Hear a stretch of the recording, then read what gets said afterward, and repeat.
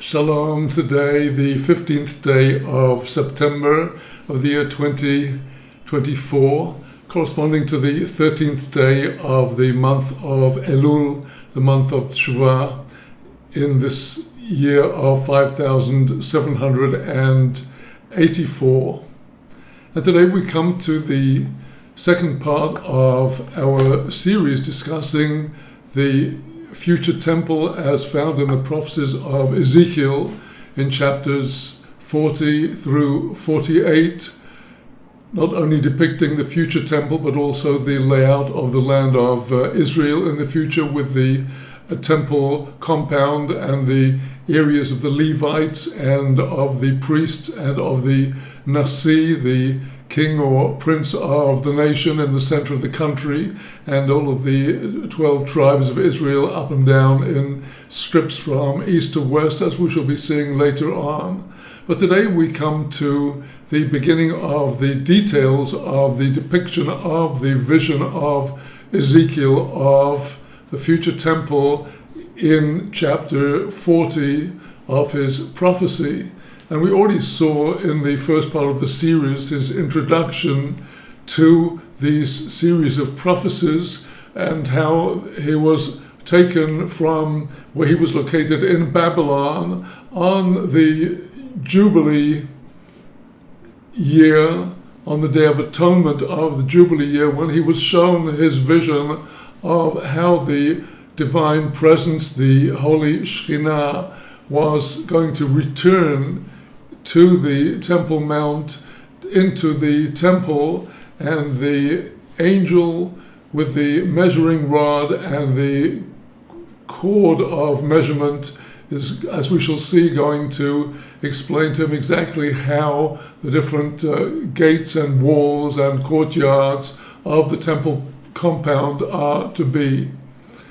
And since we've been talking about gates and walls, and essentially today we are talking about the entrance to the temple from the east. And we are now seeing the temple compound, the Temple Mount, seen from the east. That will be from the air, looking from above. And what we see is the eastern gate, the very tall gate, and on both sides of the gate are flanked. These what you see are these series of what we shall be discussing today. These are cells whose purpose we shall be discussing later on, sets of 3 cells on either side of the very tall gate through the walls of the outer courtyard, and therefore from the outside, from the Temple Mount into the outer courtyard.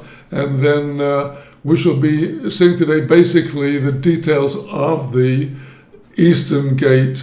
And again, to refresh our memories, in this plan of the temple, we are looking at the temple aligned from bottom to top of the screen from the east to the west.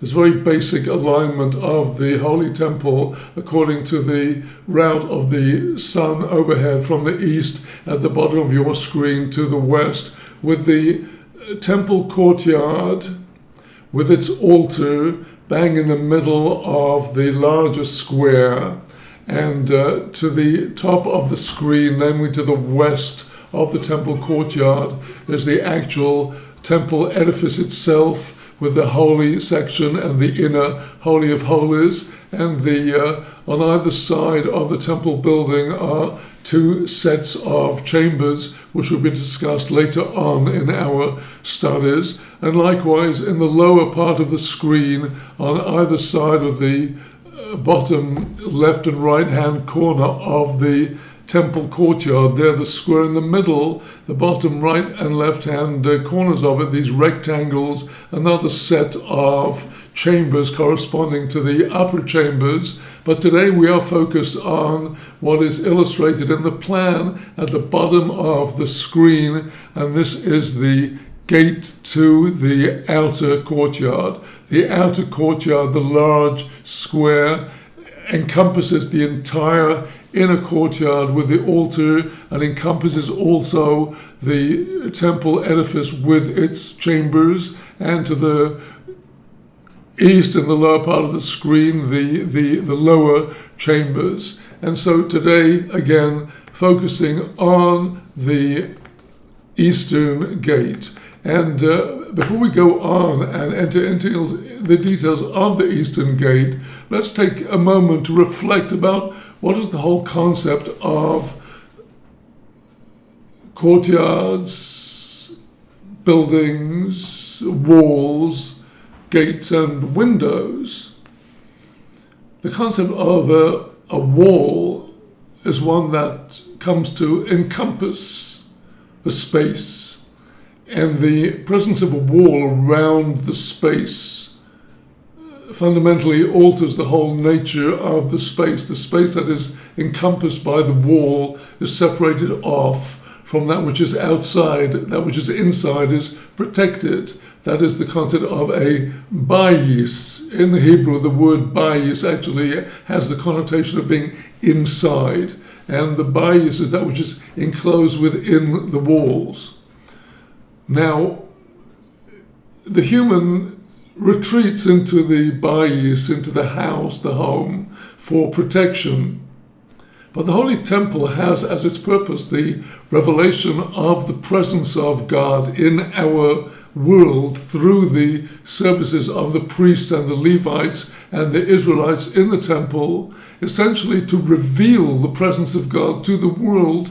And as we shall see, proceeding through the prophecies about the temple in the light of the teachings of Rabbi Moshe Chaim Luzzatto about the inner meaning of the design of the temple, we shall see that the temple is emanating influence to all sections of creation, to the angelic levels, those of God's emissaries, as it were, and to us, the inhabitants of the world, on all the planes of the world, the human plane, the animal plane, the vegetable plane, and the inanimate plane, all of which are represented in the temple.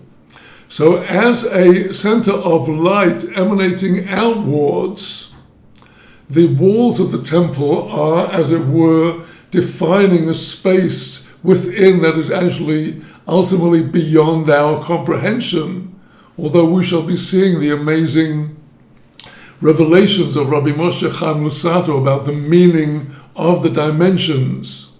But the walls that surround the temple and the walls of the surrounding the courtyards, these are not only protecting what is within, but also protecting what is outside from the intensity of the divine light in its unconcentrated form. If the light were to emanate from this energy center of the whole world in its unadulterated, unconcentrated form, the world could not stand, and the purpose of God's creation will be defied, because he wants precisely a creation where the light of God is muted somewhat to give us free will within a context of choice between what is good and what is not good. So the light has to be muted, and this is the function of the walls, that they come to circumscribe the emergence of the light from the temple. But the walls have their entrances, these great gateways, from which the light will shine forth, as it were. And also in the walls, and as we shall see today, in the cells flanking the two sides of the gateways, there are also these very special windows, which again are designed in this completely unique form, the form where coming from the inside, there's a narrow slit, but as you go through the wall, the the aperture widens to indicate that the narrow source of the infinite light is actually spreading in all directions when it enters the outside space. So we have in the walls of the temple and in the walls of the cells and various other places, we have windows and we have gateways through which the light shines. And the Hebrew word for a gate is a sha'ar.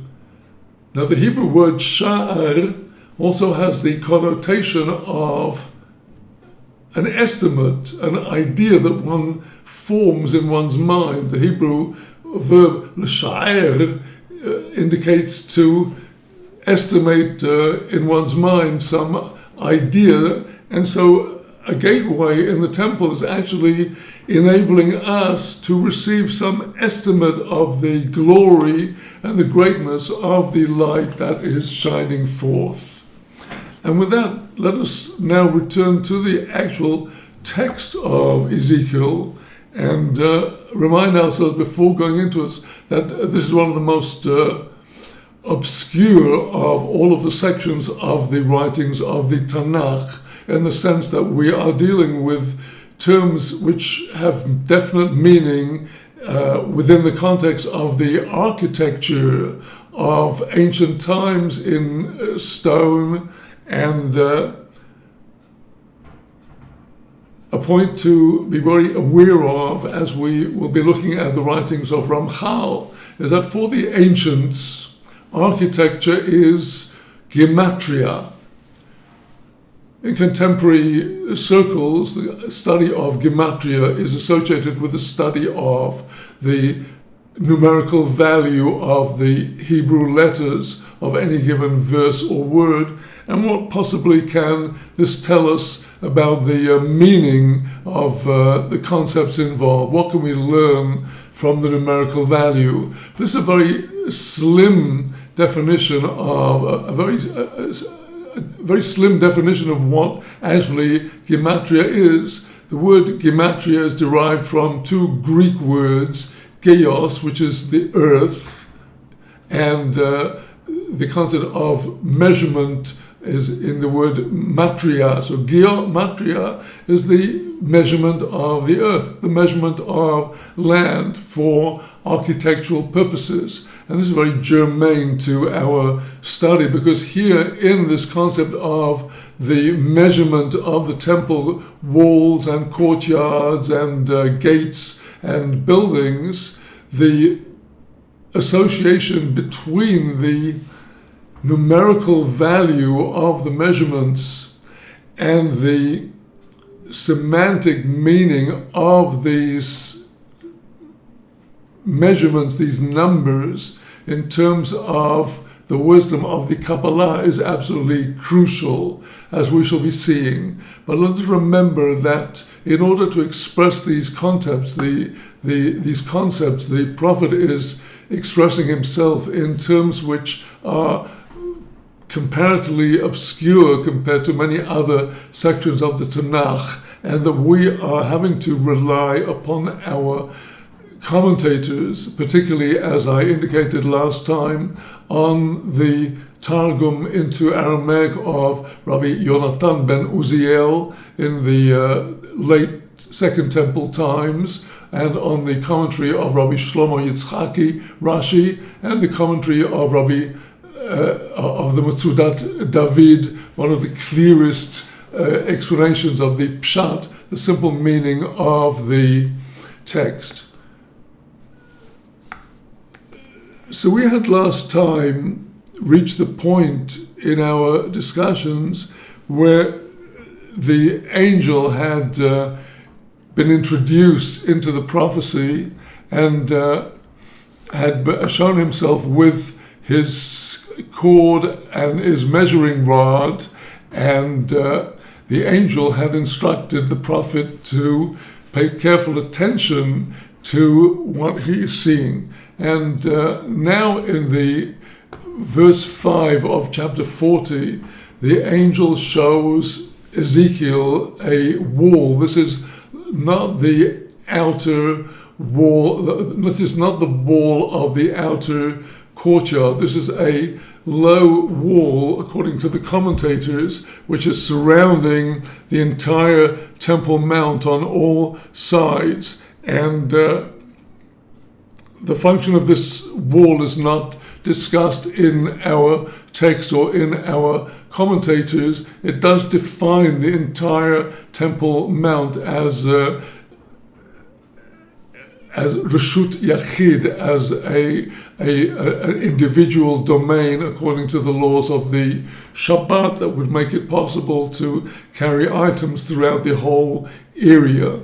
But of course, as the prophet is brought to the temple, it is natural that he be brought to the entrance that people would come to as they first arrive in Jerusalem, coming from particularly the north of the country through the Arava, through the Rift Valley, making their way up the hills of Judea, coming via Har Hatzofim, the Mount Scopus, to see the temple from its northeastern aspect, and the actual main entrance to the temple will be this eastern entrance. And the text says,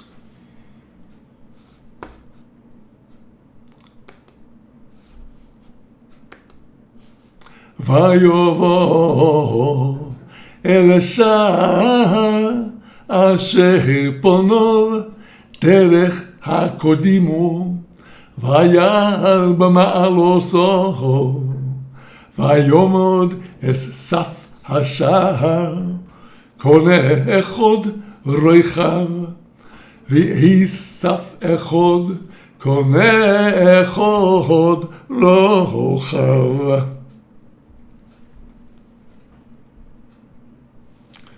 Well, now, let us just comment on this first verse about the actual details of the temple. And he comes to this gate that is facing to the east, and he ascends up the steps of ascent. And the reason is that the entire Temple Mount is on a slope, sloping upwards from the east to the west. And so as you proceed through the temple, you have to successively come up steps from the Temple Mount to the outer courtyard. When we come to move from the outer courtyard to the inner courtyard, we have steps again. And finally, to get into the temple edifice itself, we have more steps. And the question as to the meaning of the term that is given in our translation here, the term saf. This is not the meaning that is given to this term in the commentary of Rashi. The term saf in the commentary of Rashi is actually the mezuzah, the post of the gate.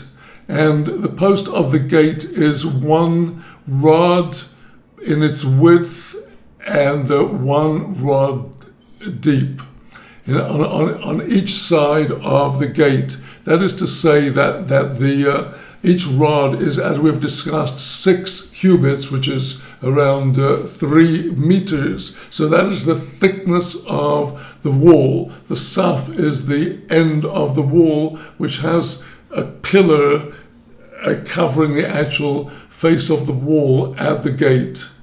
And now he comes to speak in verse 7 about the cells on either side of the actual gateway.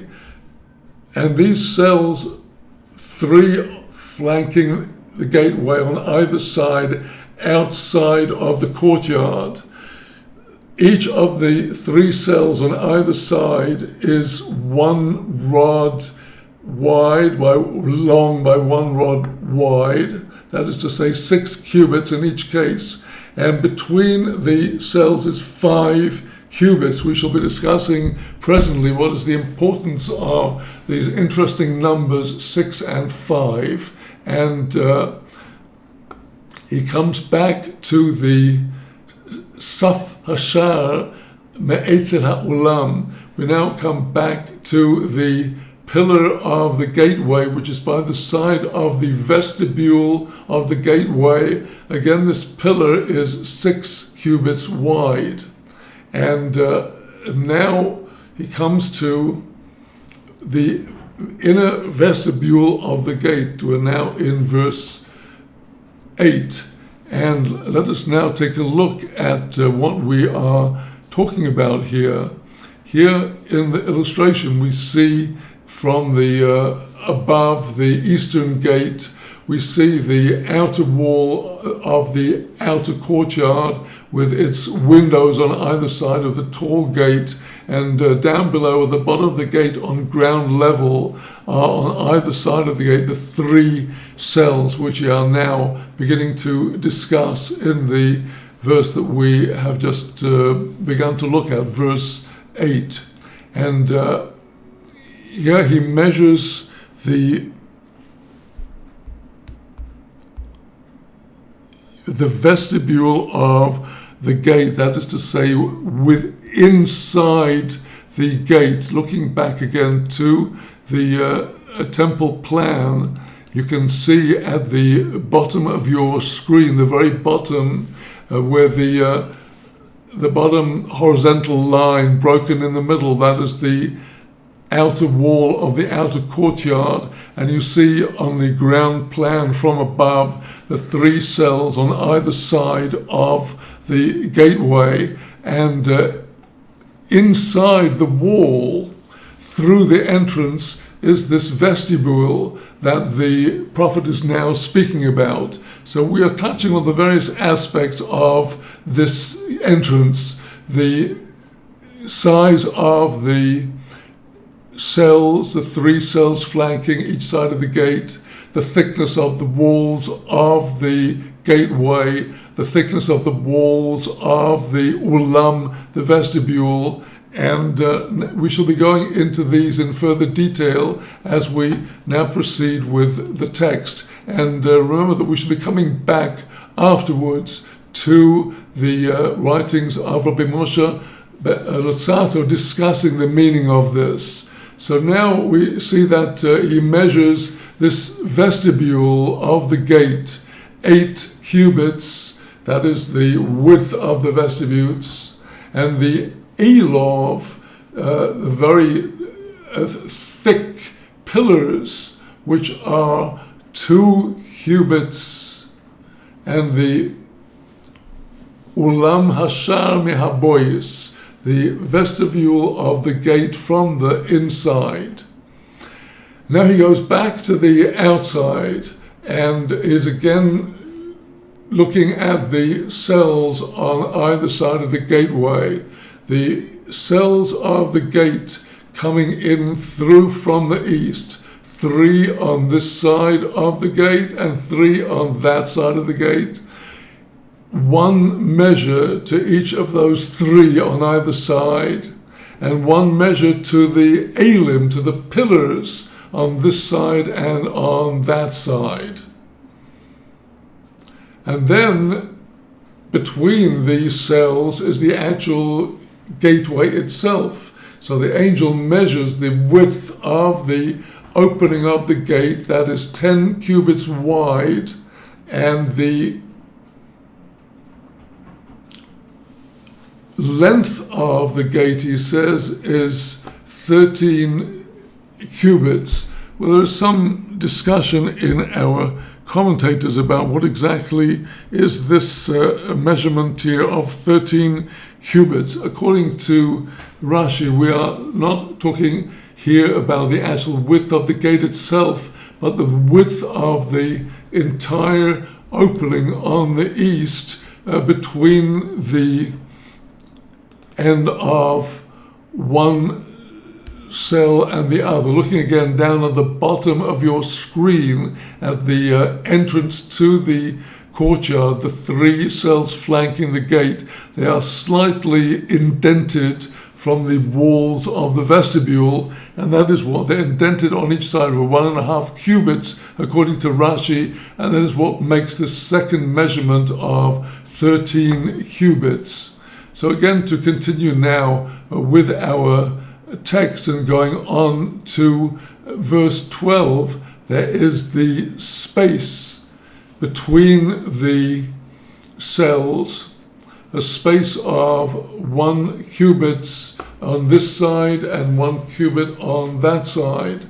And the cell itself is a total of 6 cubits from here on this side and 6 cubits on that side.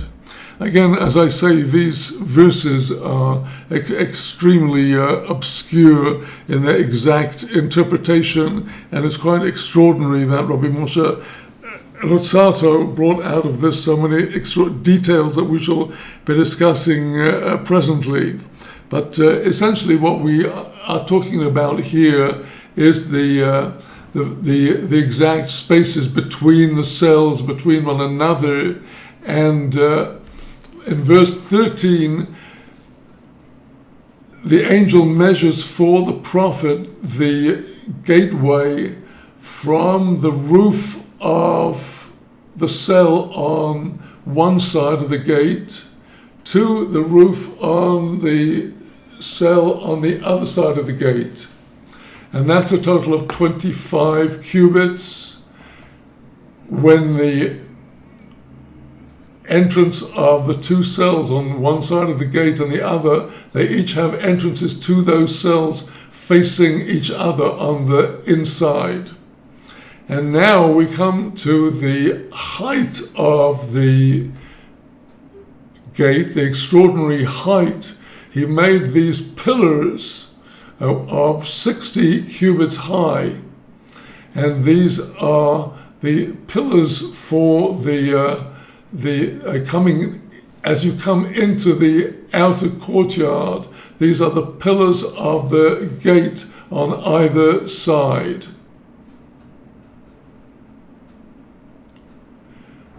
And when you come on the actual inside of the gate, you come to the height of 50 cubits. So all of these dimensions are most incredibly impressive in our future temple. And now in the coming verse, we are going to speak about the Halomot Atumot, which are in the walls of the outer courtyard and in the walls of the cells. And as I discussed earlier, here you see on your screen we're looking at the eastern wall of the outer courtyard of the temple, the eastern gate and the eastern wall on either side of it. And we're looking at it from the outside of the temple courtyard. And thus we have these so-called halonot atumot, these closed or sealed windows, as I discussed earlier, which are narrow in their point of emanation of the light from the inside and expanding on the outside. We have these windows both in the walls of the courtyard and in the actual walls of the cells flanking the gateway. So it's in the coming verse that the prophet now begins to speak in detail about these windows. That is now in verse 16. V'halonot atumot el hatohim v'hel eleihemo lefanimo lashar soviv soviv וכן לא אילמוז וחלונוז סוביב סוביב לפנימו ואל איל תימורים. So these windows, these sealed windows, are windows into or through the walls of the cells and into the pillars and through into the inside of the gateway all around, and likewise the vestibules, and these windows are all around adorned with these palms. So it is up to this point that we will be discussing our text for today.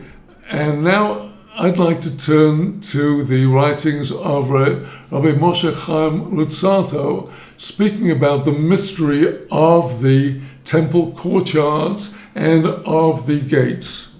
Before we go today into the section of Rabbi Moshe Chaim Luzzatto's writings on the future temple from his work Mishkanei Elyon, the Supreme Sanctuaries, translated in my work Secrets of the Future Temple, it's very interesting to note that, as we have seen today, the angel brings the prophet Ezekiel to the temple in Jerusalem from the outside, first of all to the eastern gate.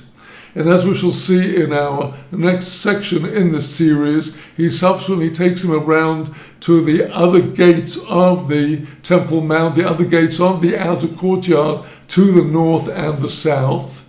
And only afterwards did he take him in to show him the gates into the inner courtyard. Then he'll take him into the temple sanctuary and then discuss the altar.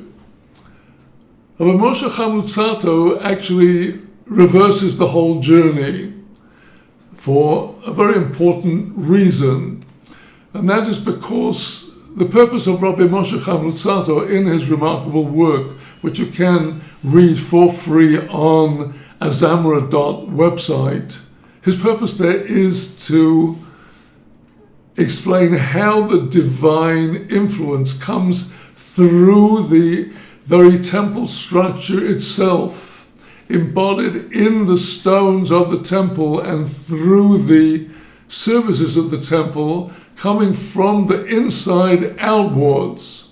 And that's why he starts in the Holy of Holies and traces his journey from the inside through to the Devir, the outer part of the temple, the Kodesh, as opposed to the Kodesh Kodashim, Holy of Holies, from there to the inner courtyard and the altar, and from there to the outer courtyard.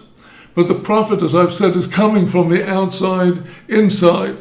And so to find the sections of Mishkanei Elyon, Ramchal's work, that correspond to what the prophet is speaking about, we have to jump around a little. And today I'm going to be discussing the section of the work Mishkanei Elyon, Secrets of the Future Temple, in the section that speaks about the temple courtyards. And here Ramchal says, reading now from this text, let me now discuss the temple courtyards in all their various details, and you will hear the most glorious wisdom. As the highways and pathways extend from the foundation stone outwards, because the foundation stone at the very center of the Temple Mount, the center of the Holy of Holies, that is, as it were, the nerve center of the earth, two great areas appeared. One in front of the temple building, and the other surrounding both the temple and this first area. Let me explain this in detail. These two areas were in the form of two great courtyards standing in front of and around the temple. The first is called the inner courtyard, and the second is called the outer courtyard. Today I've been speaking about the gate from the outside into the outer courtyard. So continues Ramchal, one of these courtyards, they're not just empty spaces. A space is an area that contains the nefashot, the souls, the entities within that space, the living souls. So here continues Ramchal, these are the places of all of the king's armies and attendants who stand at his service. They have leaders who are in charge of the entire army, and these leaders have their own special areas. These leaders are the seraphim, literally the fiery spirits, whose power is enormous. They stand by the throne. All the other troops are encamped under their various flags Over them stand officers lower than the Seraphim, who give them their orders and supervise all their activities so that everything runs properly without a hitch. The officers receive from the inner courtyard, while the lower angels and the other troops receive from the outer courtyard. Well, now let's stop to note that in traditional language of religion and theology, Rabbi Moshe Chaim Luzzatto is talking about what are called angels, but if that gives us in our minds a vision of winged celestial creatures, we need to think again, because the essence of the Hebrew word malach is an agent that performs some task, that applies some energy, that does some work, some labor, malacha. A malach is the agent that does the work. This could be conceived of as an electrical impulse, as something that causes a chemical reaction. It can be envisaged as some spiritual reaction that ends up with thoughts in a person's minds, feelings in their hearts, many different things, winds, fire, earthquakes, volcanoes, and mighty waters, and all kinds of other things are all governed by these malachim. And here we have heard about two orders of the malachim. The supreme order, the seraphim, the fiery celestial entities, and under them are the various ranks and different orders of the different malachim, the angels that supervise the different levels of the inanimate, of the plants, of trees, of herbs, and of the various different levels of the living creatures, of insects, and of unclean creatures, of the pure creatures, levels of wild animals, domestic animals, and at the peak, the Ben Adam, who is also accompanied humans, we by the angels who stand around us and present us with the various choices that face us at every juncture. So all of these different ranks of malachim are actually receiving their energy from this celestial temple, which Ezekiel has been shown in his vision. And now to continue with Ramchal's discussion of the meaning of these areas, he tells us that the courtyards are surrounded by lofty walls, as we've seen, 60 cubits high. Well, it's these walls that keep all the lights within their limits. Here we have the Kabbalistic concept of tzimtzum, that in order for a powerful divine light which emanates from an infinite level to be able to be contained by a created level, the light has to be successively tuned down so that it's not going to blast the lower level out of existence. There's a kind of system of transformers that successively bring the light to a level where it is attainable, and this is expressed by the concept of the walls. Well, now, Ramchal speaking about the gates of the inner courtyard, because he does not explicitly discuss the gates of the outer courtyard that we've been looking at today, but his discussion of the gates of the inner courtyard will apply also to the gates of the outer courtyard. He says the inner courtyard had 3 gates, one to the south, one to the north, and one to the east. Each is 10 cubits wide, as we've seen. And the reason why they have to be 10 cubits wide is because 10 different groups of malachim, of these angels, quote, must receive from each gate. That is to say that the gate to the east corresponds to the influence from the center column of Tiferet. The gates on the north correspond to the aspect of Gevurah, of might and constraint. The gate on the south corresponds to the aspect of Chesed, of expansion, of kindness. So there must be 3 gates corresponding to the 3 columns, to the east, the north, and the south. And he tells us that as the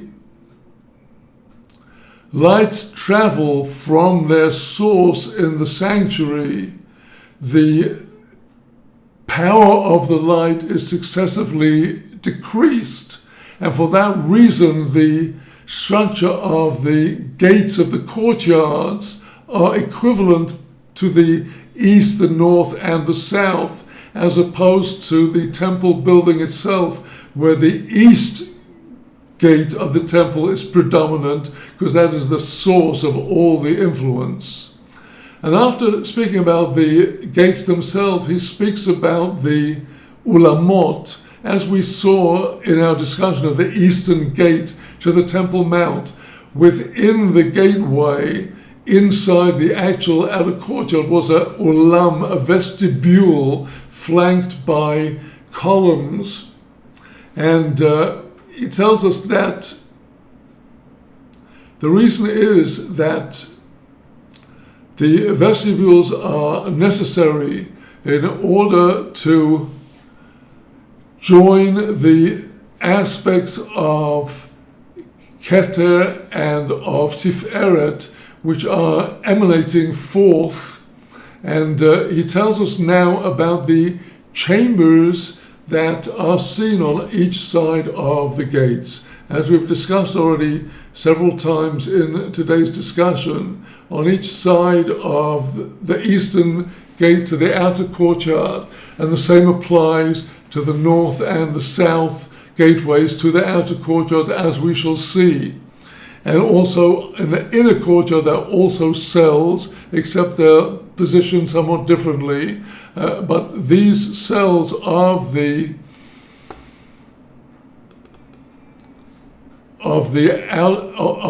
outer courtyard, 3 cells on either side. Now Ramchal comes to discuss their meaning. And he says, as the gates open up in the walls of the courtyard to allow the flow of blessing to pass outwards, the most beautiful chambers appear on both sides of each gate, 3 to the right and 3 to the left. The 3 chambers on each side of the gate open into one another, while the entrances to the 2 chambers immediately adjoining the gate on either side face one another. Let me now tell you some great secrets concerning these entrances. You must understand that in order for the flow of blessing that goes out into the worlds to be perfectly balanced and suited to the needs of the inhabitants of those worlds on their different levels, it must always have the proper blend of judgment and mercy, right and left, which in the chariot correspond respectively to mercy, chesed, and judgment, gevurah. Nothing is able to attain its properly rectified state except through male and female, because all of the divine lights emanating from above are male and female, active and passive, emanating and receiving, and together they adjust and balance the flow of blessing so as to bring all things to a state of perfection. This explains why these chambers are found here. The secret is bound up with their root, a triad of chesed, gevurah, tiferet to the right, and a similar triad to the left. The inside measurement of each chamber, as we saw in our study of the verses in the prophet, the inside measurement is 6 cubits. For the inside, that is where the light is, here the vav, the male element, predominates, emanating inside the cell. Now, the walls of the cell contain the light. These are the restricting aspect, the receiving aspect, the female aspect, 5 cubits, corresponding to the letter Hey, the female element predominating. Thus, each of these chambers, the 6 cubits inside of the 5 cubits of the walls, is a union of male and female. The blessing and substance for all of the seraphim, the higher angelic forces is all gathered within the inner courtyard.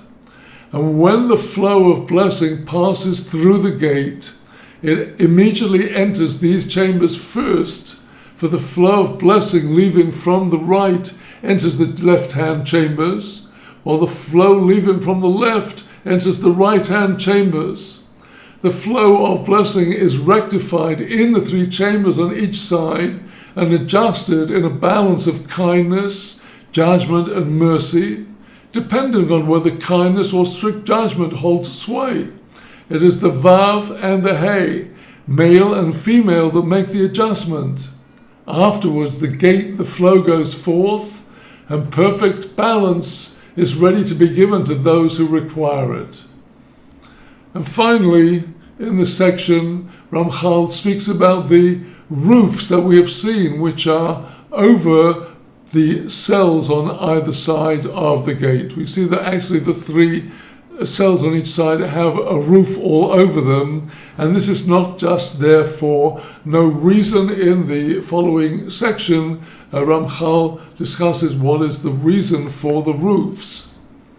And he tells us, let me tell you what causes the flow of blessing emerging from the gates to make a detour into these chambers instead of going straight out.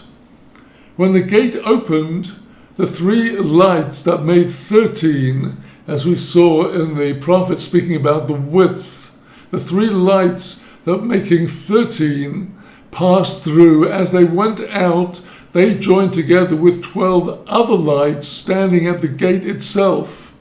And these are the 12 letters of the expansion of the Hebrew name of God's Lordship, Adnut, Aleph, Dalet, Nun, Yud.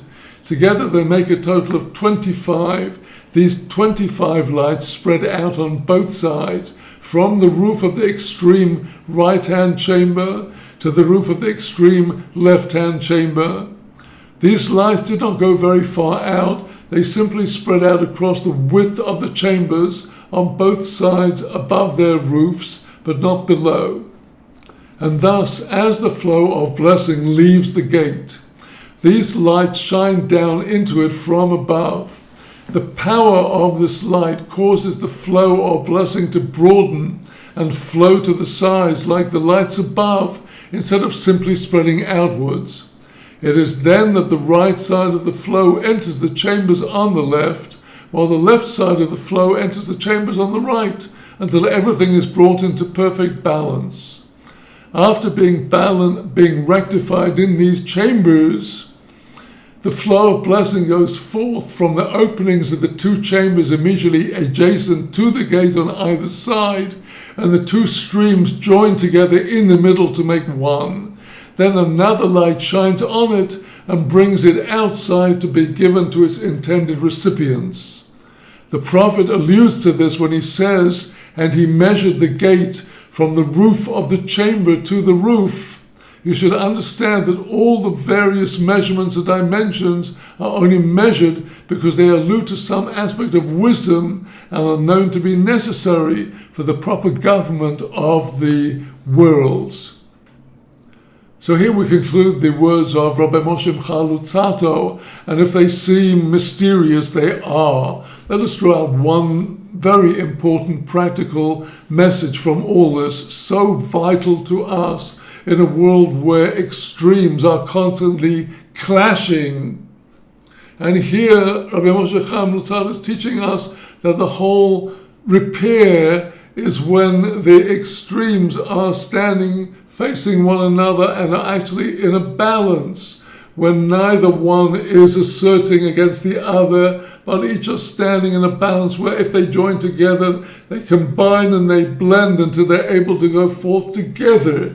And that is the essence of this teaching, and what we all need to learn, that if we are on one side and somebody else is on the other, let us learn to receive a balance, to have a balance between what we can emanate and what we can receive, what they are emanating and what they can receive, and learn to attune our emanations and what we are receiving to one another. And with that, let us conclude then this part of our discussion, just preparing for our next session to actually enter through into the outer courtyard of the temple to see the very amazing things that we have there in the outer courtyard of the coming future temple.